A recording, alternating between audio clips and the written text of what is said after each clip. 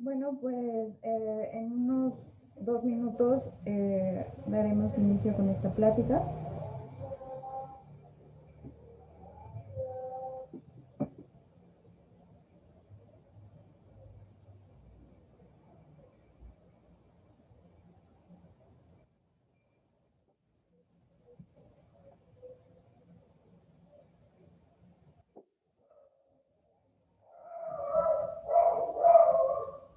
Entonces, bueno, esperamos unos minutitos en lo que a ver si tenemos más participantes.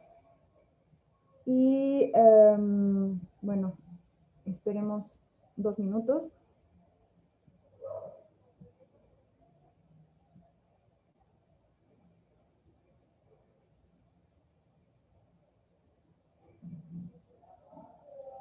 Entonces, bueno, esta plática forma parte de pues de estas charlas que se están dando en este pues paro activo, ¿no? Todos sabemos la situación por la que estamos pasando los profesores de asignatura, ¿no? Los ayudantes, eh, pues falta de pagos, pagos incompletos, etcétera, ¿no? Esta situación, pues sabemos que no es de cara del COVID, o sea, esta situación ya tiene mucho tiempo, entonces, pues bueno, por eso estamos en paro, pero bueno, este paro es un paro activo, entonces pues se organizaron estas charlas, ¿no? Como parte de este paro activo, ¿no? Entonces, bueno, voy a dar inicio a, pues a esta charla. Buenas tardes. Entonces, pues bueno, mi nombre es Viridiana. Bueno, me gusta que me digan Viri. Y bueno, soy profesora de asignatura de la Facultad de Ciencias, ¿no? Igual egresada de la Facultad de Ciencias, de la carrera de Matemáticas. Y pues también tengo este tipo de problemas con mis pagos, ¿no? Bueno, pues bueno, voy a dar inicio. La plática se llama Matemática, Ética y Política, ¿no? La vida de Alexandre Grothendieck, ¿no? Entonces, bueno, ¿quién fue Alexandre Grothendieck, no? Pues bueno, sabemos, ¿no? Que es una figura mítica, ¿no? En la historia de las matemáticas, ¿no? Es el padre de la geometría algebraica, pues es considerado, pues, uno de los más grandes matemáticos del siglo XX, ¿no? Y bueno, no solo por su trabajo como matemático, ¿no? Pues bueno, en esta plática, nos vamos a enfocar sobre todo, pues, en su vida política, en su vida ética, ¿no? Y pues porque hablar de su trabajo como matemático, pues requeriría libros enteros, ¿no? Entonces, lo que voy a hacer primero es presentarles, bueno, decirles, ¿no? ¿Quién fue Grothendieck, no? Entonces, presentaré primero una biografía, hablaré un poquito sobre sus trabajos como matemático, como que lo más importante. Después entraremos, pues a hablar, ¿no? De su posición política, sobre todo, pues, ecopolítica, y ver cómo es que, pues, su posición ecopolítica, su posición política, pues está muy ligada a lo que es, pues, la ética en la ciencia, ¿no? Entonces, pues después vamos a dar paso a algunas conclusiones, ¿no? ¿Quién fue, no? Aquí tenemos una foto de cuando estaba chiquito, ¿no? Pues nació un 28 de marzo de 1928 en Berlín, Alemania. Y pues muere en el 2014, hace poco, ¿no? Entonces, pues, ¿quién fue, no? ¿Quién fue? ¿Por qué, ¿por qué es tan famoso, no? Bueno, pues en realidad, pues bueno, primero Grothendieck tuvo una infancia así súper difícil, ¿no? Pues su infancia fue, bueno, ¿en qué contexto fue su infancia, no? En la Segunda Guerra Mundial, ¿no? Entonces, este contexto de su infancia, pues nos hace hablar de lo que son, pues, ¿por qué, no? O sea, sus padres, ¿no? ¿En qué contexto estaban sus padres, no? Sus padres, pues, fueron, pues, dos anarquistas. Su padre, Shapiro, o Tanarov le decían, los anarquistas. Eh, Pues nació un 11 de octubre, bueno, no se sabe bien la fecha, entre el 10 de octubre y el 10 de noviembre, ¿no? En 889, en Rusia. Era judío, y pues muere en un campo de en el campo de concentración de Auschwitz en el año 1942, ¿no? Era fotógrafo, se ganaba la vida como fotógrafo, era anarquista, estuvo pues activo en los medios anarquistas, ¿no? Tanto de Rusia, Ucrania, Francia y Alemania, ¿no? Estuvo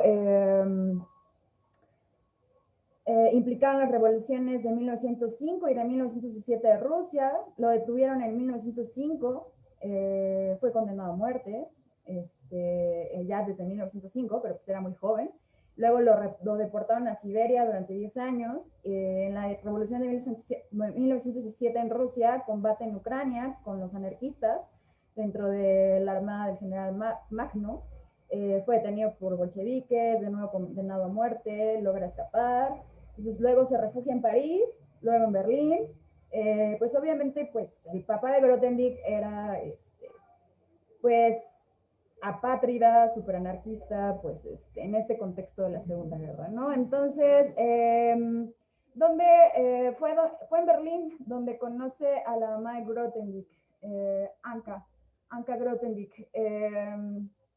Ella, pues nace, ¿no? El 21 de agosto de 1900, en Alemania, de una familia protestante de clase media, y pues muere el 16 de diciembre de 1957 en París. Bueno, pues como por las afueritas de París, ¿no? Los suburbios, ¿no? Ella fue periodista, obviamente pues también anarquista, simpatizante del movimiento libertario, fundado en 1937 en España.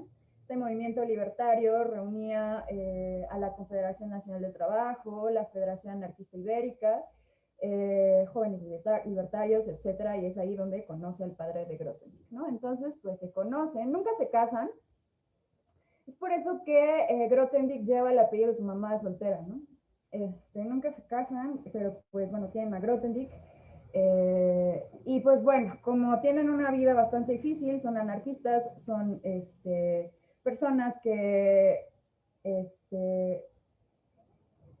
estaban muy implicados en estas luchas, y bueno, judíos pues, dentro del contexto de la Segunda Guerra, pues lo que deciden es, bueno, la mamá de Grothendieck decide dejar a Grothendieck en un pueblo en Alemania, bajo la tutela de pues de un señor y una señora luteranos,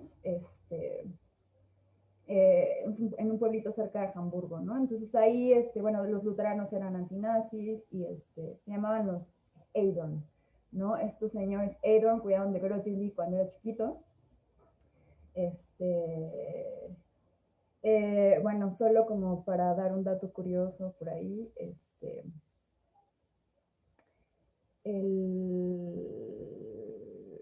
el señor luterano que cuidaba a Grothendieck, pues era así, tenía un doctorado en teología en la Universidad de Kiel.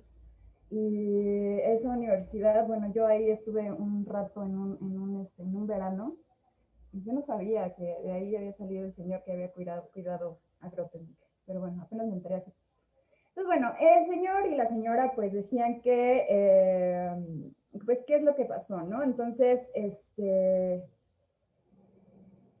pues consideraba que era peligroso, ¿no? Para un niño de apariencia judía que se quedara con él, ¿no? Entonces dijo, no, pues sabes que ya no te quiero aquí, vete con tus papás, ¿no? Entonces, duró pues del 34 al 39 viviendo con ellos, ¿no? Entonces, bueno, durante ese tiempo de su infancia, Grothendieck, no, su mamá le había dicho, ¿sabe qué? No le hable de Dios, no le hable, no lo lleva a la escuela, no le corta el cabello, ¿no? Obviamente le cortaron el cabello, obviamente le hablaron de Dios y etcétera, ¿no?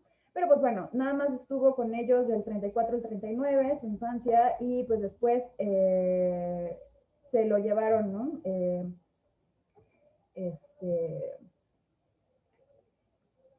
Pues bueno, ya el señor dijo que ya no lo quería con él, y entonces pues meten a Grothendieck en un tren hacia París y pero bueno, esto no dura, bueno, sí se encuentra con sus padres, pero pues eso no duró mucho tiempo porque en el 39 ¿Cuál es el contexto en Francia, ¿no? En el 39, pues empiezan, ¿qué es lo que pasó? Entonces estuvo nada más como unos meses con sus papás y luego eh,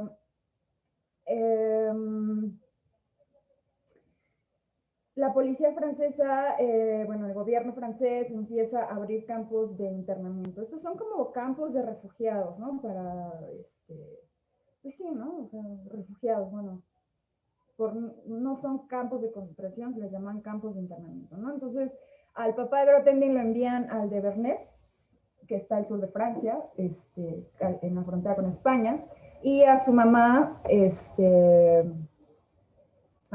y a Grothendieck los envían al de Riocro, el campo de Riocro, ¿no? Entonces, igual, los dos al sur de Francia, ¿no? Entonces, al papá lo envían a un campo, al otro, a la mamá y a Grothendieck lo envían a otro, ¿no? Entonces, ¿qué es lo que pasa ahí, no? Bueno, ¿qué pasa mientras estuvo en este campo de refugiados, ¿no? Como internamiento, dicen. Entonces, bueno, este tipo de refugios, eh,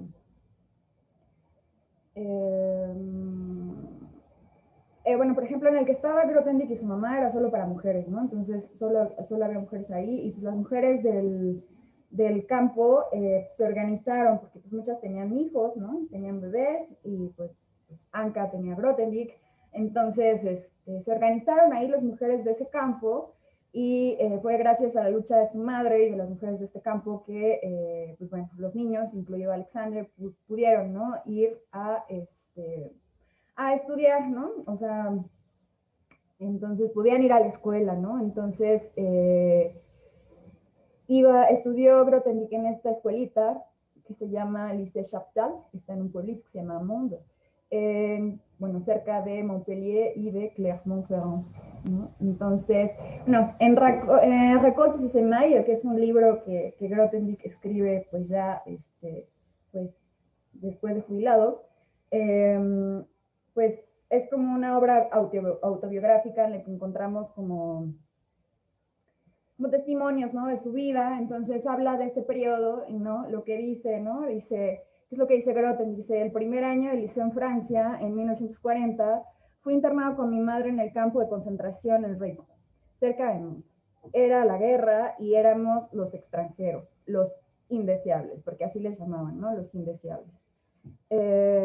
Los indeseables nos decían, pero la administración del campo nos guiñaba un ojo a los niños, por más indeseables que fuéramos. Salíamos y entrábamos del campo como quisiéramos. Yo era el más grande y el único que iba al liceo, que quedaba a 4 o 5 kilómetros de ahí. Nevara o hubiera mucho viento, con zapatos de segunda a los que se les metía el agua, ¿no? Entonces, pues esto es como el testimonio de Grothendieck de lo que habla mientras estuvo en ese campo de concentración, bueno, campo de refugiados, ¿no? Entonces, luego, ¿qué pasa, no? Entonces,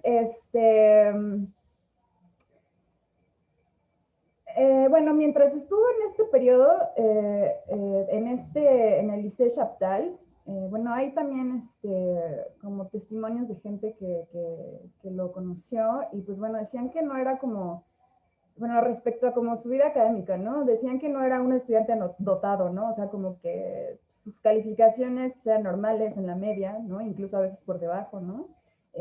Lo que sí decían era que Grothendieck jamás seguía los métodos de los libros, ¿no? O sea, a él le gustaba como construir sus propias, demostraciones, ¿no? Y pues bueno, era malísimo también haciendo cuentas, ¿no? Y pues hizo muchas reposiciones de sus exámenes, ¿no? Entonces, pues bueno, para que veamos que, pues bueno, tener buenas calificaciones no implica que pues, después pueda ser un buen investigador, ¿no? Entonces, ¿qué es lo que pasa después? ¿No? En 1942, por ejemplo, su padre, que estaba en el otro campo, lo transfieren de Vernet hacia Noé, en Drancy. Y luego lo deportan en el 14 de agosto de 1942 a el campo de concentración de Auschwitz, ¿no? Y es ahí donde muere, ¿no? Entonces en 1942 muere su papá. Y, por ejemplo, de 1943 a 1944,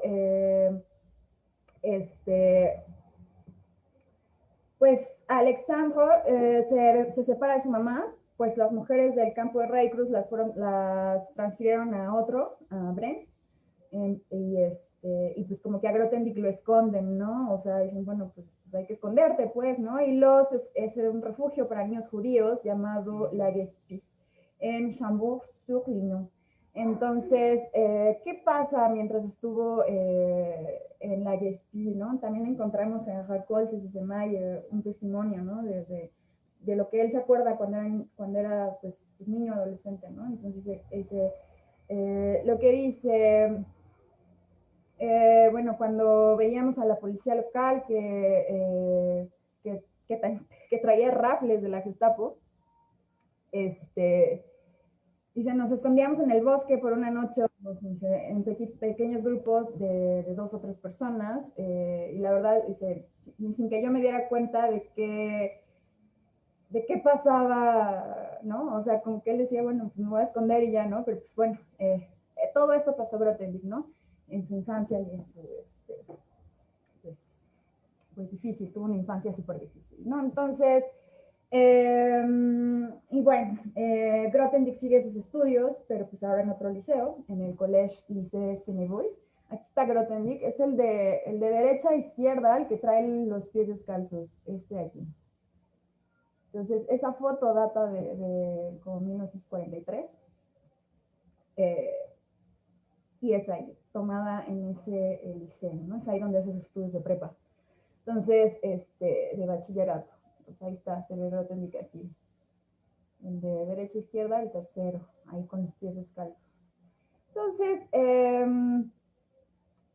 durante este periodo, pues también hay testimonios de gente que lo topaba, ¿no? Que lo conocía, ¿no? Un vigilante, por ejemplo, de La Guespie, describía a Grothendieck como un niño muy inteligente, reflexivo, que jugaba bien ajedrez, le encantaba escuchar música en silencio, aunque a veces podía llegar a ser nervioso y brusco, ¿no? Entonces así lo describen la gente que lo llegó a topar en su infancia y adolescencia, ¿no? Entonces,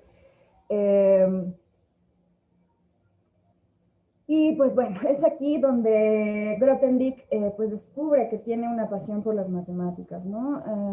También hay que señalar que pues mientras estuvo en este periodo, pues sobrevivía sobre todo, bueno, la gente que le daba de comer y les daba de comer a estas personas, pues eran los mismos vecinos, ¿no? Entonces, sí, ¿no? Grothendieck tuvo una infancia así como bien terrible, ¿no? Y pues bueno, aquí hizo su bachillerato, ¿no? Entonces termina la prepa y después, bueno, pues están en el sur de Francia, entonces como que lo normal es, ¿sabes qué? Pues vete a hacer tu licenciatura en una universidad un poquito más grande, y pues la que estaba ahí cerca, pues era la de Montpellier, ¿no? Entonces, sus estudios de licenciatura los hace entre el año 1945 y 1948, la licenciatura en Francia dura 3 años, y pues en la Universidad de Montpellier, ¿no? Es en este periodo donde reconstruye el integral de Lebesgue, ¿no? Él solito, ¿no? Entonces, gracias a esta reconstrucción de la integral de Lebesgue, pues como que llama la atención de su profesor de análisis, ¿no? Entonces, su profesor de análisis le llama la atención Grothendieck, que cómo demonios reconstruyes la integral de Lebesgue. Bueno, está bien que lo hayas reconstruido tú solo, pero pues bueno, eso ya data de 1902, etcétera, ¿no? Entonces, bueno, eso le hace pues llamar la atención de este profe, quien le da una beca para entrar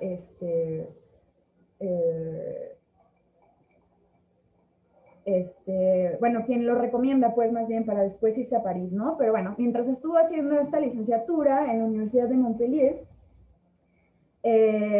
pues también tuvo una beca, ¿no? Como para los pobres, ¿no? Porque pues era refugiado, etcétera, ¿no? Entonces vivía de esa beca y vivía de que pues con su mamá, bueno, ya vivía con su mamá en un pueblito cerca de Montpellier, tenían un huerto de papas, su mamá trabajaba como sirvienta, etcétera, ¿no? Entonces,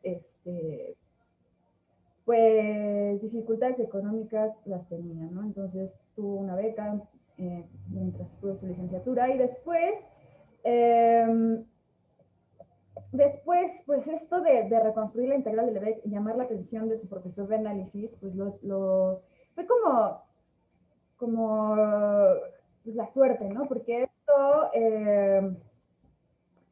le dan una carta de recomendación, ¿no? Para continuar sus estudios en París y lo envían con Henri Cartan, ¿no? Uno de los más grandes matemáticos de ahí, ¿no? De la École Normale Supérieure, ¿no?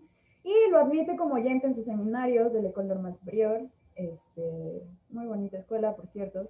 Por ahí yo también ahí tomé unas clases en la INES.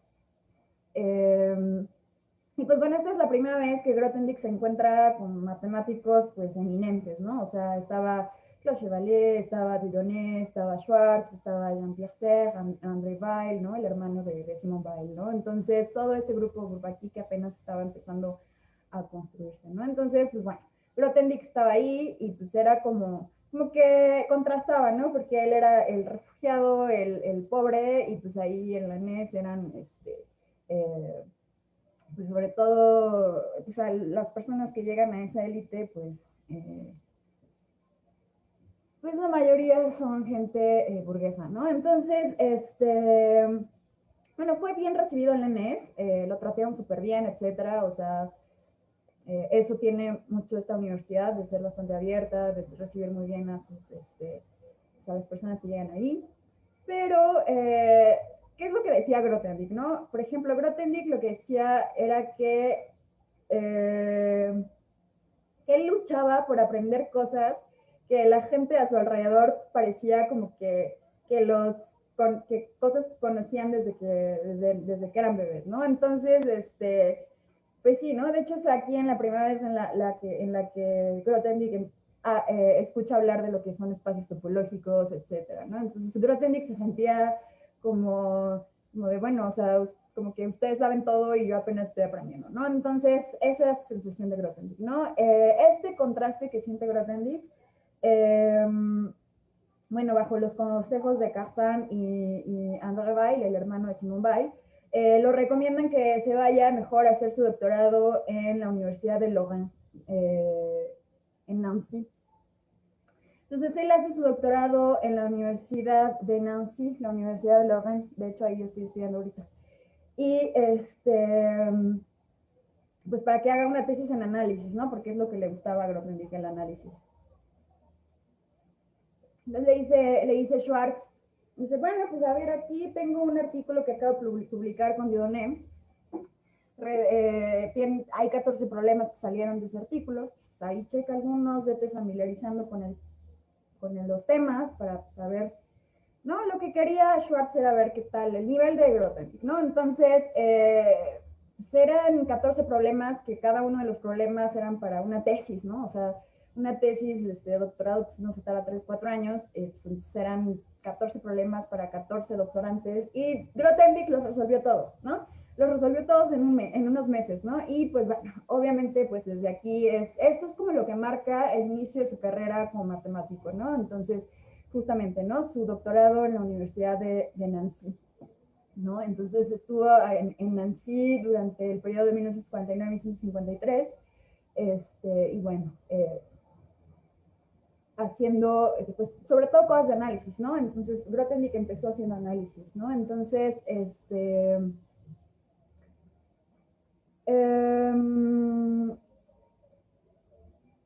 bueno, nada más como un dato, ¿no? Dieudonné decía que pues, su trabajo doctoral que hizo, el trabajo doctoral de Grothendieck que hizo en Nancy, pues era como comparable a lo que hizo Banach, ¿no? Ya saben, Banach, de los espacios de Banach, ¿no? Entonces, pues entonces ahí, desde ahí se empezó ya a darse a notar, ¿no? Grothendieck. Y bueno, después bueno, aquí, ¿qué es lo que pasa? Grothendieck todavía no tenía la nacionalidad francesa, ¿no? Entonces, de hecho, pues él era patria y pues vivía pues con su visa, ¿no? O sea, la que le daban por estudiar y etcétera, ¿no? Entonces, pues, termina el doctorado y pues no sabe a dónde ir, ¿no? Porque lo que le condicionaban en Francia era, ¿sabes qué? Para tener la nacionalidad necesitas hacer el servicio militar. Y pues Grothendieck obviamente se opuso. Entonces, pues necesitaba encontrar cómo ganarse la vida y pues postdocs, ¿no? Entonces hizo un postdoc en San Pablo, en Brasil, luego se fue a Kansas, en Chicago, ¿no? Esto fue el del periodo del 53 al 55. En el 53 fue, por ejemplo, que tuvo su primer hijo. Su primer hijo fue por una aventura con una señora que se llamaba Marcel Aline Driquet. Era su casera, o sea, era pues a la que le cobraba o sea, ella le cobraba la renta, pues, ¿no? Entonces, de Nancy, ¿no? Entonces, ¿qué más? Bueno, o sea, lo que quería era encontrar un trabajo para mantener a su hijo, ¿no? Entonces, pues no podía porque no tenía el servicio militar, entonces se fue a San Pablo, luego a Kansas, luego a Chicago. Fue en este periodo donde cambió como del análisis hacia la geometría, ¿no? Entonces, dejó de hacer como análisis y empezó como haciendo geometría, ¿no? Y luego en 1956 regresa a París y bueno, en este periodo es cuando también muere su madre, ¿no? En 1957 muere su mamá de tuberculosis. Y luego, conoce a otra persona, conoce a Mireia, con quien va a tener 3 hijos, ¿no? Pero creo que tuvo varios hijos con varias personas. Entonces, pues en este periodo, ¿qué es lo que hizo? ¿No? Entonces, algunos trabajos como matemático en este periodo pues de Brasil y de Chicago, Kansas, etcétera.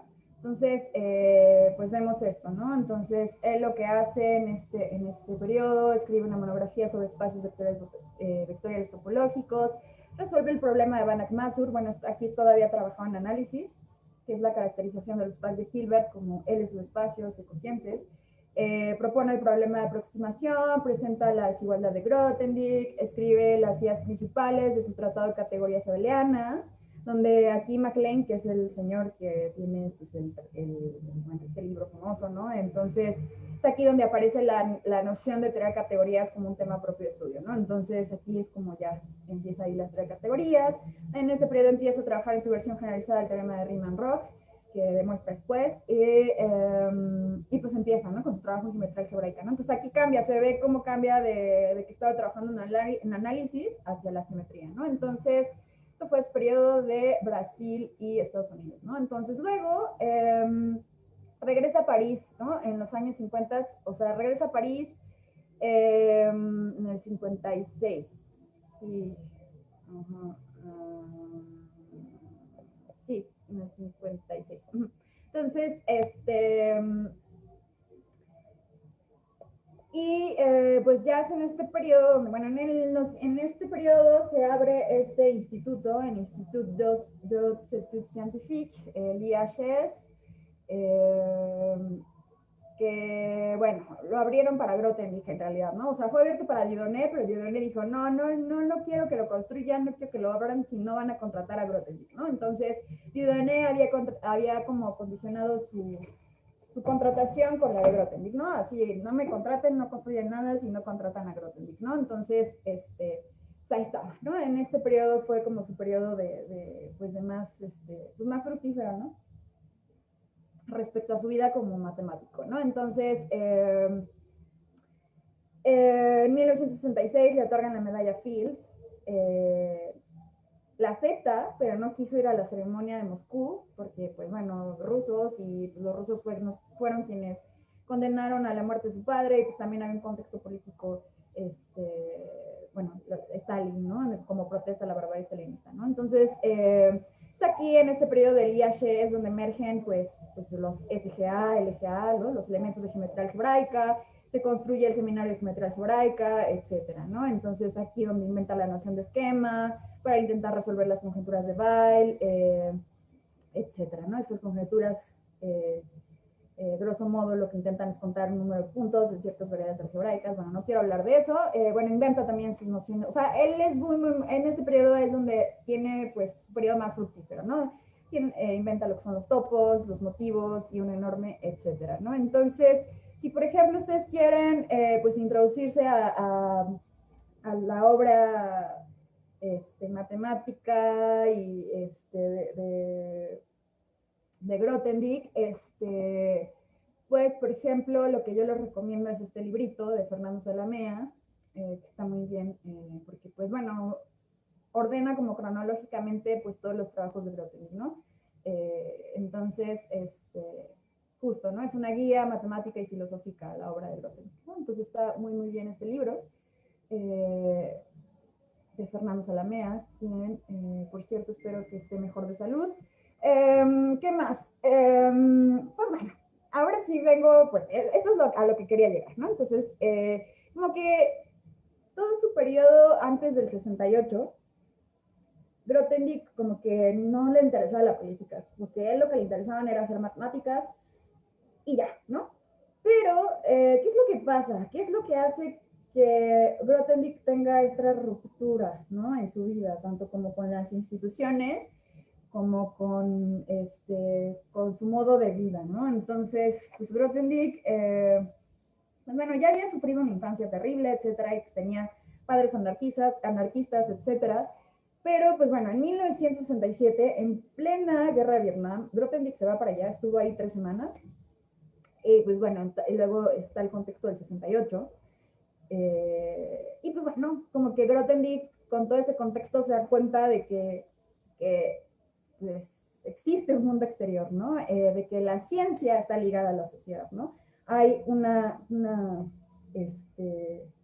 pues sí, un enlace estrecho, ¿no? Entre lo que es la ciencia y la sociedad, ¿no? ¿Por qué? Porque él dice, bueno, ¿quién demonios hizo las bombas atómicas, ¿no? O sea, eso es como sobre todo lo que le chocaba a Grothendieck, ¿no? O sea, que la ciencia pudiera ser utilizada para fines malos, ¿no? O sea, fines no éticos, ¿no? Entonces, una bomba que pudiera matar a millones de personas, ¿no? Por ejemplo, ¿no? Entonces, eh, y bueno, en este mismo periodo, entre el 68 y el 70, se encuentra con un botánico, un botanista, entonces como que es él quien le abre su interés en particular por las plantas, por la ecología, se da cuenta que la biosfera es frágil, ¿no? Y entonces dijo, bueno, ¿y qué hago haciendo matemáticas, no? Entonces renuncia al IHS, al Institut d'Études Scientifiques, en 1970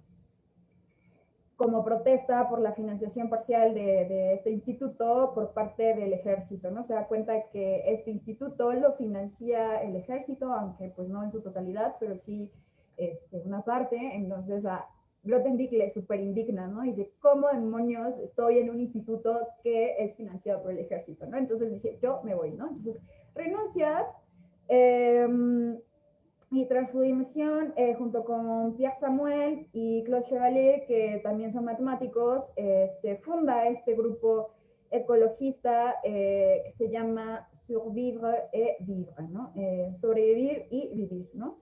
Critique de la ciencia, naissance de la ecología, ¿no? Crítica de la ciencia, nacimiento de la ecología, ¿no? Entonces, es aquí, en este periodo, donde empieza pues, la vida política de Grothendieck, ¿no? Antes de eso, como les decía, ¿no? La vida de Grothendieck estaba enteramente dedicada a las matemáticas, ¿no? Entonces aquí ya, o sea, fue el 68, pues el contexto también, ¿no? La guerra de Vietnam, el haber seguido la guerra de Vietnam, el haber encontrado a este botanista que le habló de las plantas y le dijo, mira, las plantas son hermosas y nos vamos a morir todos. Entonces, se funda esta revista que se llama Survivre, ¿no?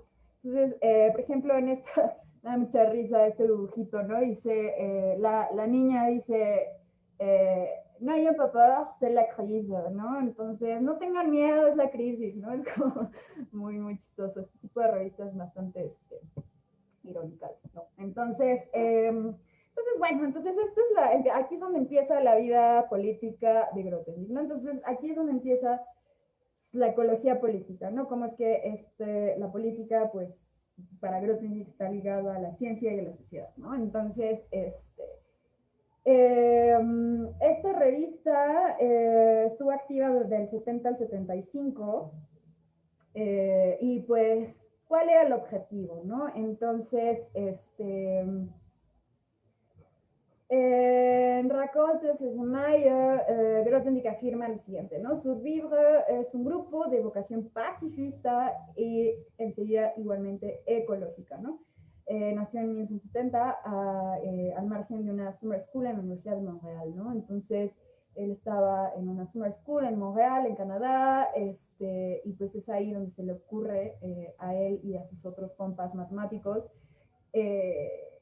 fundar esta revista, ¿no? Entonces el grupo y la revista, ¿no? Tenían como objetivo liberar a la investigación de sus vínculos con el ejército, eso obvio, y luchar por la supervivencia de la especie humana, ¿no? Amenazada por el poder destructivo de las tecnociencias, ¿no? Entonces, aquí, por ejemplo, en la imagen, en el dibujo, ¿no? El señor está preguntando, pues es un vietnamita, obviamente, ahí con la pierna izquierda, sin la pierna izquierda, y ya pobre vietnamita, entonces le dice, le está haciendo una encuesta, ¿no? Me dice, ¿cómo se siente? ¿Contento?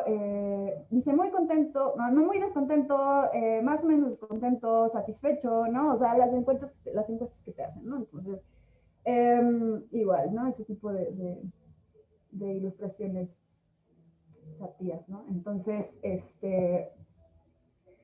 en el primer número de la revista podemos leer lo siguiente, ¿no? Entonces, les savants poursuivent trop souvent leurs travaux sans souci des applications qui peuvent être faites, ¿no? Dice, los sabios siguen muy seguido, bueno, muy a menudo sus trabajos sin importarles las aplicaciones que puedan ser hechas, ¿no? De sus trabajos, ¿no? Puedan ser útiles o inútiles o de mucha influencia y que puedan que puedan tener una influencia grande en la vida cotidiana y en el futuro de los hombres, ¿no? O sea, critica mucho, ¿no? A los investigadores, ¿no? O sea, bueno, ustedes están haciendo ciencia y ni siquiera se preguntan para quién la hacen, ni quién les está dando dinero para hacerla, o sea, como que la hacen y pues ya, ¿no? No se preguntan si tiene consecuencias como en la sociedad, ¿no? Entonces, esto es lo que se encuentra, por ejemplo, en el número primero, ¿no? Entonces, justo, ¿no? Eso es lo que le hace llevar a Grothendieck cuestionar la validez de la investigación científica, ¿no? Y bueno, el contexto, ¿no? O sea, bueno, nada más para hacer como una diferencia, ¿no? O sea, en los 30, por ejemplo, en Europa se ve los primeros intentos de estudios sociales sobre la ciencia, liderados por científicos de izquierda, comprometidos en una lucha antifascista, combina ciencia y socialismo, ¿no? Eso es en 1930, ¿no? Pero estamos hablando ahorita de los 60, 70, ¿no? Entonces, en los 60, 70, los científicos de izquierda de la década de los 50 y los 60, el capitalismo es el que se opone a la revolución científica, ¿no? Entonces, desviando la ciencia hacia malas aplicaciones, ¿no? Entonces, esto es lo que critica también Grothendieck, ¿no? Grothendieck todavía pues, se destaca más, ¿no? De la mayoría de los científicos de izquierda, y bueno, él también, de hecho, al final termina diciendo, ¿saben qué? Yo no soy de izquierda, yo soy anarquista, ¿no? Entonces, porque, pues bueno, decía, no, pues los de izquierda nada más están pidiendo dinero para sus investigaciones y pues al final, pues bueno, ok, pues les decía como hipócritas, ¿no? Entonces, ¿qué más, no? Entonces,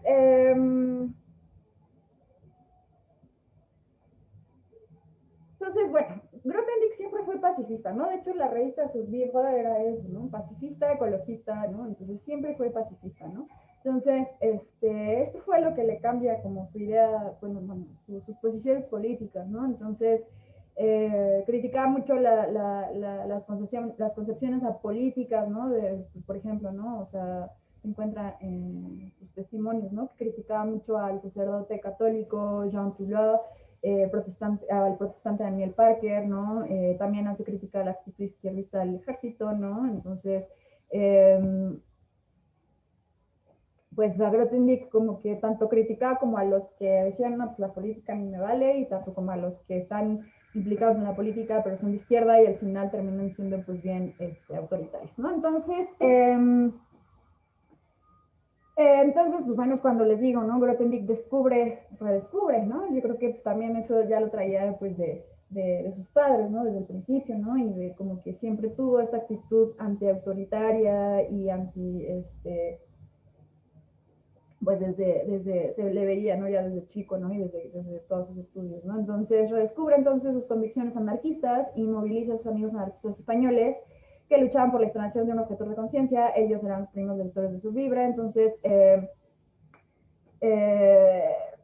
pues estos, pues es como que los que les empiezan, le empieza a dar difusión a la revista, ¿no? Entonces, Survivre, la revista se radicaliza entre los 68 y el 70 y adquiere pues una visibilidad más grande gracias a la popularización que le dio Fournier en Charlie Hebdo, ¿no? Acuérdense, Charlie Hebdo,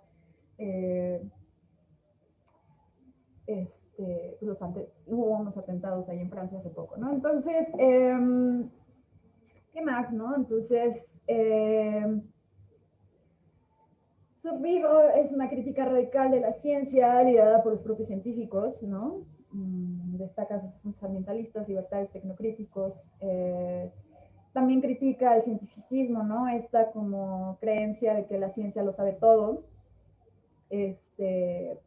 ¿No? Entonces Grothendieck dice, ¿no? Pues ¿saben qué? Pues no, o sea, la ciencia está anclada, ¿no? En esta sociedad que es una sociedad industrial, ¿no? Es por eso que también lo lleva a vincularse, pues, a lo que es estos movimientos ambientales, ¿no?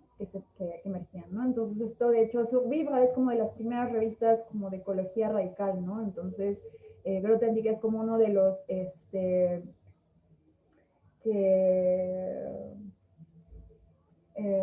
pues como que prevé, ¿no? Toda esta crisis, ¿no? Ambientalista que estamos pasando ahorita mismo, ¿no? O sea, cambio climático, etcétera, ¿no? Grothendieck ya tenía esa visión desde antes, es como de algo va a pasar, nos vamos a morir, ¿no? Entonces, antes incluso de que, pues, hubieran todos estos estudios del cambio climático, ¿no? Entonces, pues bueno, se le fueron uniendo a esta revista, pues, varios grupos, ¿no? Parisinos de luchas, ¿no? Etcétera, ¿no? Entonces, esta es lo que dice en la número 9 de la revista, ¿no?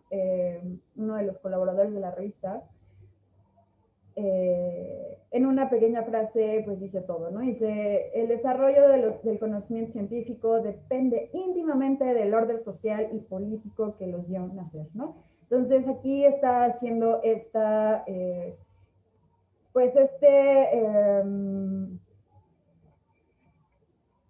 pues esta remarcación, ¿no? De que, ¿saben qué? Pues la ciencia no es algo que esté independiente de la sociedad, ¿no? O sea, la ciencia depende de instituciones, la ciencia depende de su contexto político, de su contexto social, ¿no? Entonces, porque pues se veía, ¿no? Esta indiferencia, ¿no? De parte también pues, ¿no? O sea, esa crítica, ¿no? Pues a la ciencia, ¿no? Al cientificismo, allá que pues, a veces los científicos pues están haciendo su trabajo y no les importa lo que pase afuera, ¿no? Entonces, Survivre era pues una revista que iba en contra de todo esto, ¿no? Entonces, tienen, por ejemplo,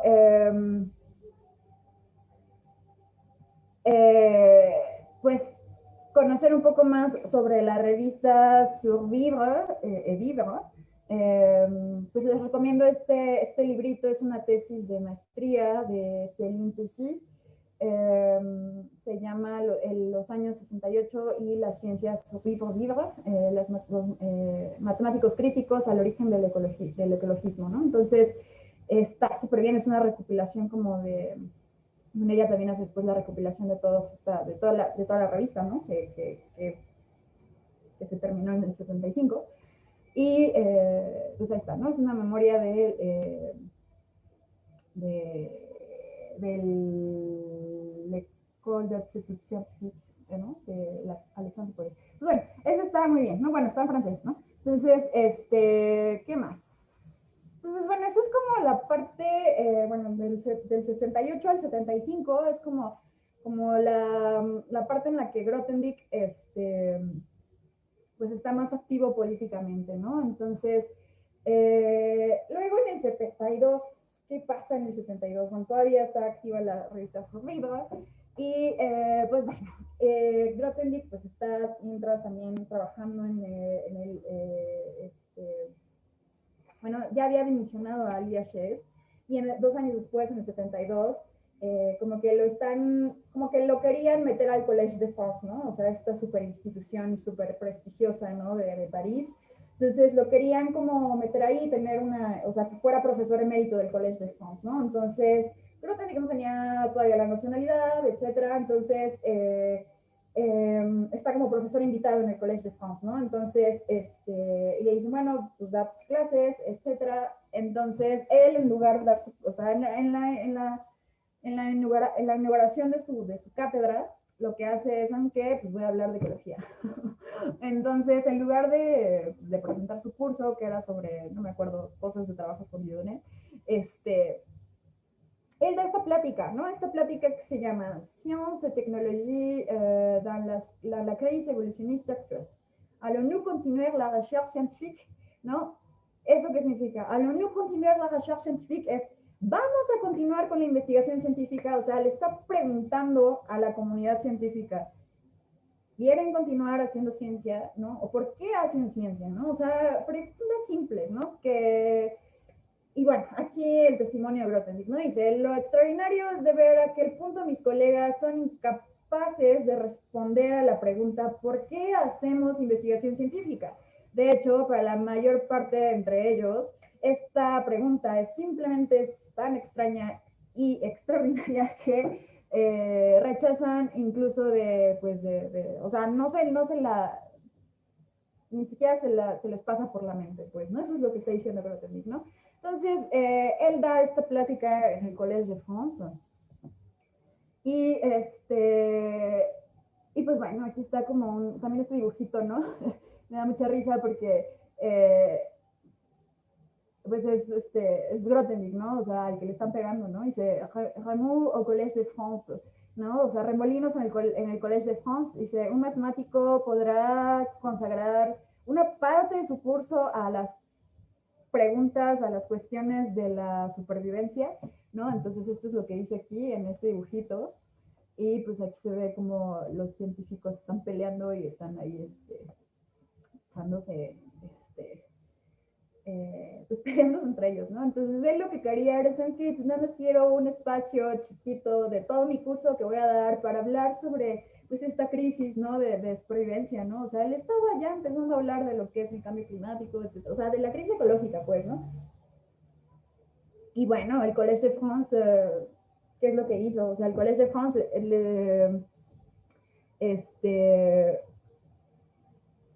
pues le quitó, o sea, estuvo ahí 2 años nada más y nunca le dio como, pues, su plaza, pues, o sea, para el Collège de France era un tipo demasiado izquierdista para estar en su venerable institución, ¿no? Entonces, no queremos a rojillos en nuestra institución y entonces nunca le dieron la plaza a Grothendieck en el Collège de France, ¿no? Entonces, aquí tenemos otro testimonio, ¿no? De Grothendieck, ¿no? Dice, interrumpí mi actividad de investigación porque me di cuenta de que había problemas tan urgentes a resolver que conciernen a la crisis de la supervivencia que me parecía una locura pues gastar fuerzas en hacer investigación científica pura, ¿no? Entonces, esto es lo que dice Grothendieck de por qué dejó de hacer matemáticas, ¿no? Entonces, lo que les decía, ¿no? Su estancia en el Collège de France solo duró 2 años, porque su discurso fue considerado demasiado radical e izquierdista, ¿no?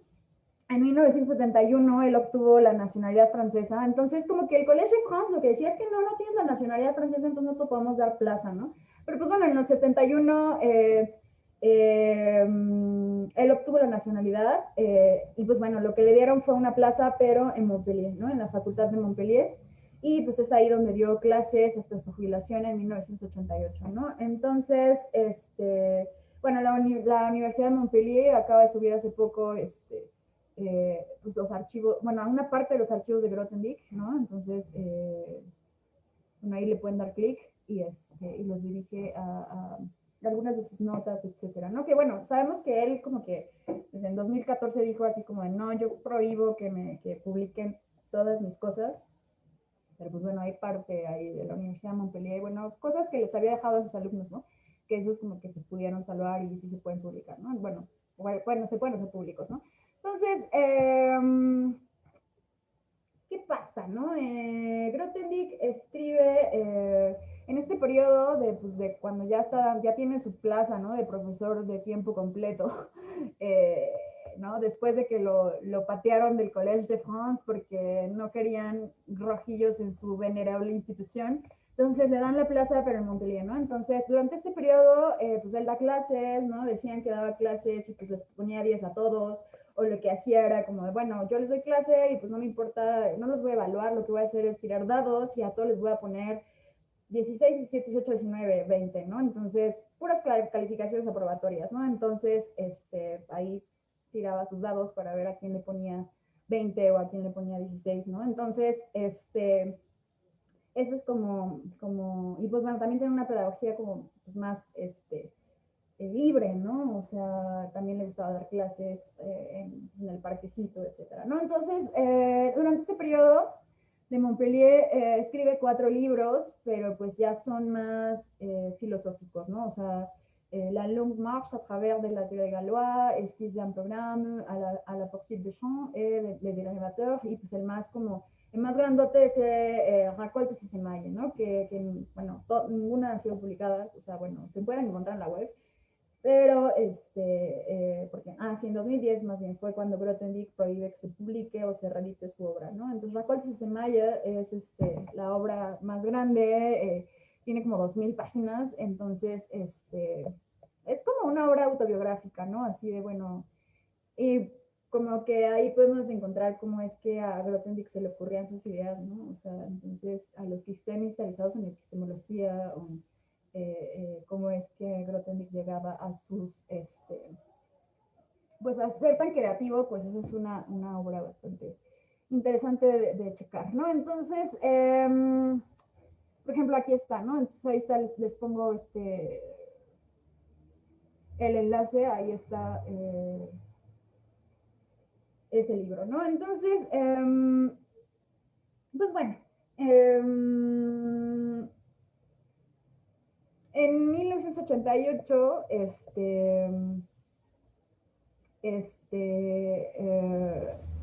que ya, bueno, cuando se jubila, pues en el 88 es cuando se jubila, recibe este premio, ¿no? El Crafoord, que compartió con Pierre de Ligne, pero pues no o sea, lo rechazó porque decía que su salario de profesor es mucho más que suficiente para sus necesidades materiales, ¿no? Entonces él seguía teniendo esta posición pues política radical, ¿no? O sea, anarquista totalmente, vivía en su pueblito y pues ahí él ni siquiera, o sea, todo era pues ecológico, o sea, él independiente, él generaba como, creo que lo único que tenía era una lavadora y él le generaba sus propia energía, etcétera, ¿no? Entonces rechazó este premio, decía, no, pues no quiero ningún premio, porque pues yo tengo lo suficiente para vivir, y además, dice, los investigadores de alto nivel a los que se dirige un prestigioso galardón como este premio son todos de tal condición social que ya tienen en abundancia y bienestar material y prestigio científico, ¿no? Entonces, así como todos los poderes y prerrogativas que acompañan, ¿no? Entonces, yo no quiero ningún premio porque, pues, ¿para qué, no? O sea, ya. Y pues finalmente que, pues, o sea, le dan un premio en 1988 por cosas que ya había, o sea, por trabajos que él había hecho ya hace más de 25 años, ¿no? Entonces, o sea, le daban el premio por su investigación científica pues, de cuando estuvo activo, ¿no? Y pues él ya, pues, o sea, seguía escribiendo, etcétera, que son las cosas que ahorita están como, como en pelea, ¿no? De todos esos archivos que dejó él mientras él estuvo dando clase en Montpellier y después de su jubilación, todo lo que publicó, todos esos escritos, sí siguió escribiendo y siguió haciendo matemáticas, pero pues bueno, o sea, los trabajos grandes por los que se les quería dar el premio, pues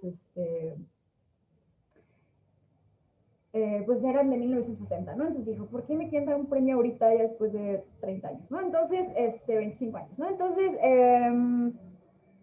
pues vemos que Grothendieck, pues de plano como que, pues sí tenía pues tenía una posición política pues bien rígida, ¿no? Bien establecida, si saben que yo no quiero esto, etcétera, ¿no? Entonces, y lo cumplía, ¿no? Entonces, ¿qué otra cosa rechaza? También rechazó Steph Fetchfried, o no sé cómo se pronuncia, es un libro homenaje, ¿no? Que le querían hacer con motivo de su cumpleaños número 60.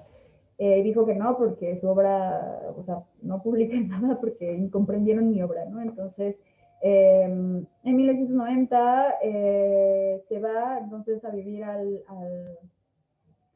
un pueblito que se llama La Serre, cerca de los Pirineos, en la Baviera, donde pues ahí llevaba su vida pues de ermitaño, ¿no? Entonces rechazando prácticamente cualquier contacto, ¿no? Entonces no le gustaba hablar con nadie, era un ermitaño, ¿no?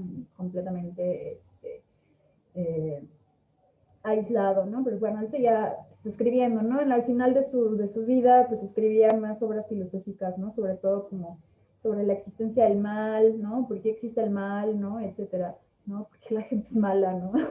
Entonces, son bastante interesantes, de hecho, o sea, y pues bueno, se muere en el 2014 en el hospital de Saint-Giron en Francia, ¿no? En ese mismo, pues ahí cerca de los Pirineos, ¿no? En el sur de Francia, ¿no? Entonces, ¿qué podemos concluir, ¿no? De la vida de Grothendieck, ¿no? O sea, sobre todo, pues que su periodo activo, su periodo más activo, su periodo político más activo, pues fue, pues después de que renuncia, ¿no? A su puesto de IHS, y entonces la ruptura con estas instituciones de prestigio, él siempre decía que pues al final de cuentas pues es una élite la que llega pues a tener puestos en este tipo de instituciones, entonces estaba en contra de eso, y entonces bueno, entonces fue el periodo del 68 como, pues bueno, sí, digamos que hasta el final de su vida, ¿no? Cuando pues estuvo, pues, pero donde estuvo más activo, pues fue mientras estuvo activa la revista Survivre Vivant, ¿no? Entonces, eh, entonces vemos, ¿no? Que para Grothendieck, pues la investigación científica, pues está completamente ligada a la sociedad, ¿no? Entonces tiene una ética de la investigación científica muy bien establecida, ¿no? Así de no podemos seguir haciendo investigación científica sin preguntarnos qué consecuencias tienen, ¿no? O sea, nuestras investigaciones, ¿no? O sea, tanto como por pues, las consecuencias, ¿no? O sea, bueno, el contexto político en ese entonces, ¿no? O sea, la guerra de Vietnam, etcétera, ¿no? Entonces, pero pues bueno, siempre se aplica, ¿no? En todo, ¿no? El preguntarse, ¿no? ¿Por qué hacemos investigación científica, ¿no? ¿Para quién, ¿no? Y por qué, ¿no? Y entonces, esta es como su posición pues política, ¿no? Que está ligada a la ética de la ciencia, ¿no? Entonces, y que es la que podemos eh, ver más en este periodo de su vida, ¿no? En el periodo en el que estuvo publicando en esta revista, ¿no? Entonces, pues hasta los últimos días de su vida él siguió siendo ecologista, etcétera, ¿no? Entonces, y pues bueno, aunque pues sí tenía su plaza, o sea, rompe con las instituciones, o sea, pues como de la élite, ¿no? Entonces él decía, ¿sabes qué? Yo voy a dar clases, pero pues prefiero dar, o sea, pues también fue lo que le dieron, ¿no? O sea, pues vete a dar clases pues en Montpellier, ¿no? O sea, que no es como un gran centro de investigación científica, ¿no? Es como algo medio secundario, ¿no? Entonces, de hecho, por eso también bajaron sus publicaciones en matemáticas, porque en París él tenía como todo un séquito de seguidores y alumnos que le ayudaban a publicar, ¿no? O sea, se cuentan los rumores, ¿no? Que Grothendieck lo que hacía era, pues hacer una especie como de borradores, ¿no? Y pues los que le escribían las cosas bien y bonito para que se publicaran, pues eran sus alumnos, ¿no? Entonces, ya pues en Montpellier, él pues ya no tenía toda esta estructura de alumnos y de gente que lo apoyara, entonces él ya pues como que pues ya fue en este entonces cuando empezó más con su labor pues filosófica, ¿no? Entonces fue cuando publica, ¿no? Entonces publica todos estos libros, ¿no? Entonces, bueno, y bueno, es en Recoltes de Maya donde encontramos sobre todo pues, sus testimonios autobiográficos, ¿no? De por qué es que pues decide, ¿no? eh,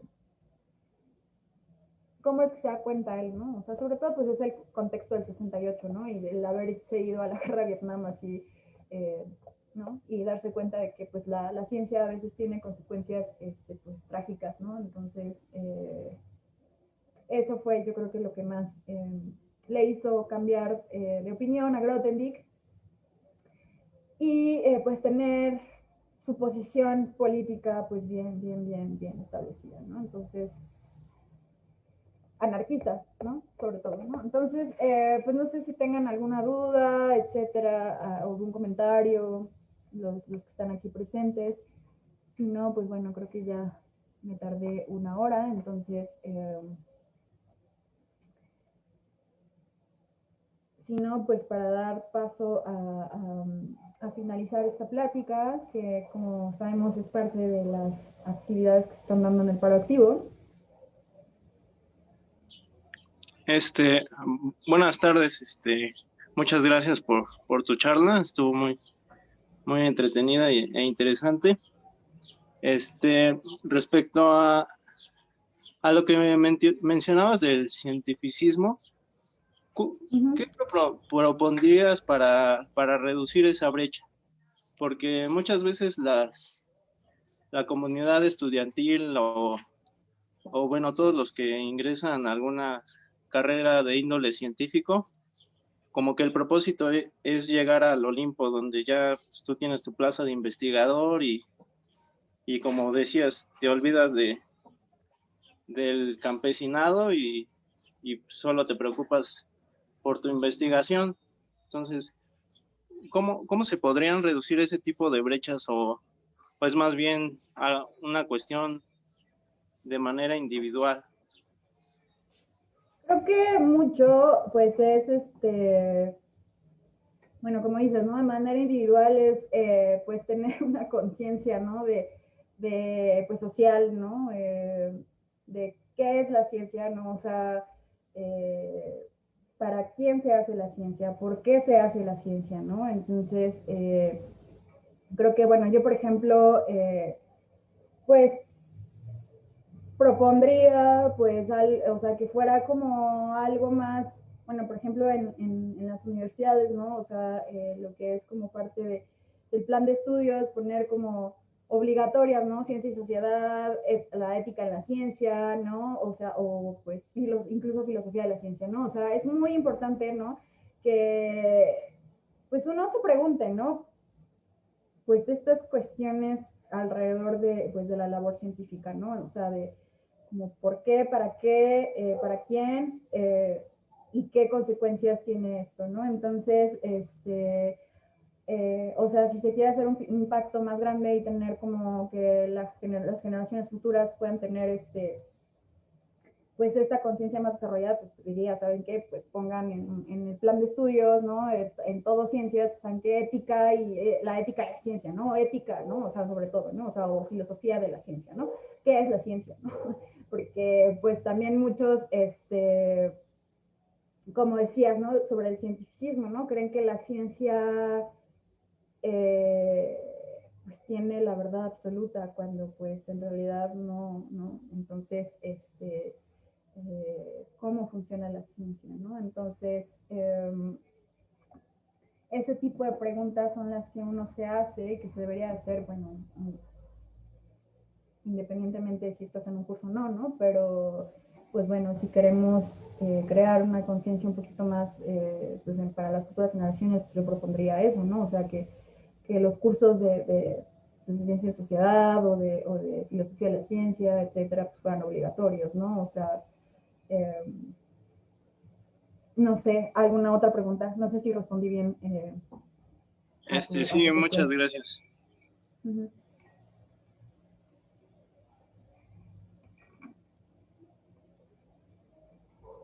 Bueno, si no hay otra pregunta,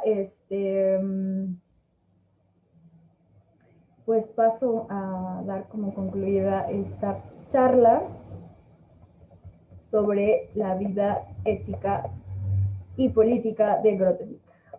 Entonces, bueno, les voy a subir también la, la presentación en el evento de Facebook para que pues, puedan ver los enlaces y todas estas cosas. Entonces, pues si no hay más preguntas, pues muchísimas gracias.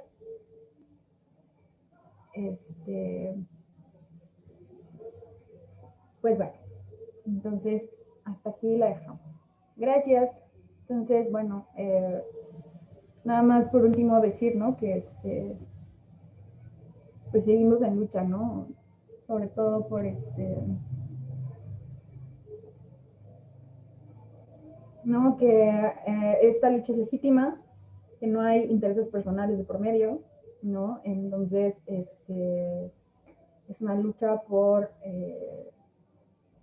los derechos, ¿no? O sea, creo que todos tenemos derecho a que nos paguen a tiempo, ¿no? Y que nos paguen completo, ¿no? Entonces, no se está pidiendo nada extraordinario, ¿no? Entonces, dignificación a los profesores, por favor, ¿no? Entonces, bueno, muchísimas gracias. Doy por finalizada la reunión. Gracias.